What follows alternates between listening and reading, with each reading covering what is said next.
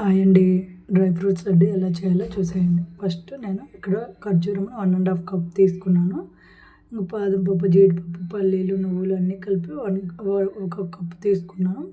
పుచ్చగింజలు, sunflower seeds ఇంకా మిగతావి కలిపి 1 కప్ తీసుకున్నాను. గ్రేప్స్ ½ కప్పు, గసగసాలు పావు కప్పు తీసుకున్నానండి.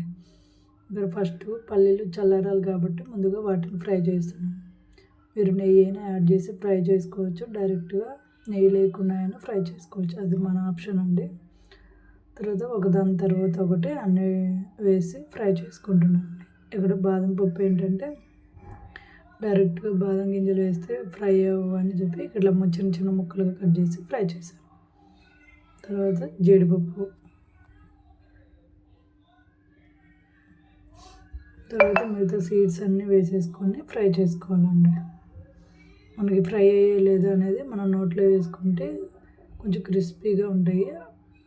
అప్పుడు మనకు తెలిసిపోద్దండి ఫ్రై అయ్యాయని. తర్వాత నువ్వులు మనం ఫ్రై చేసేటప్పుడు చిట్పట అంటాయి కాబట్టి నువ్వులు కూడా కొంచెం వేడి మీద ఉన్నప్పుడు ఫ్రై చేసేటప్పుడు ఒకసారి మూత పెట్టేసి ఫ్రై చేసుకోవాలి.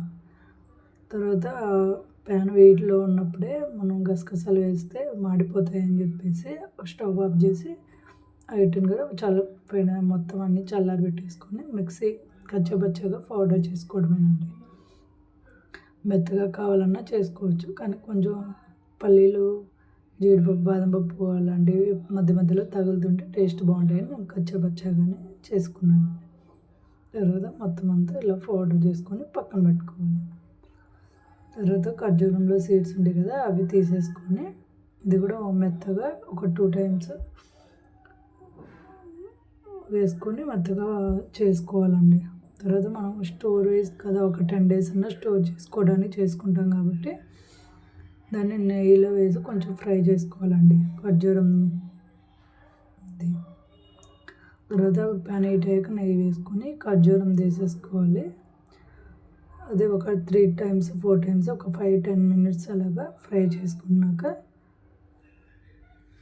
ముందుగా మనం కచ్చపచ్చగా పెట్టుకున్న ఆ గింజలు, డ్రై ఫ్రూట్స్ పౌడర్ అంతా వేసేసుకొని కలుపుకోవాలండి.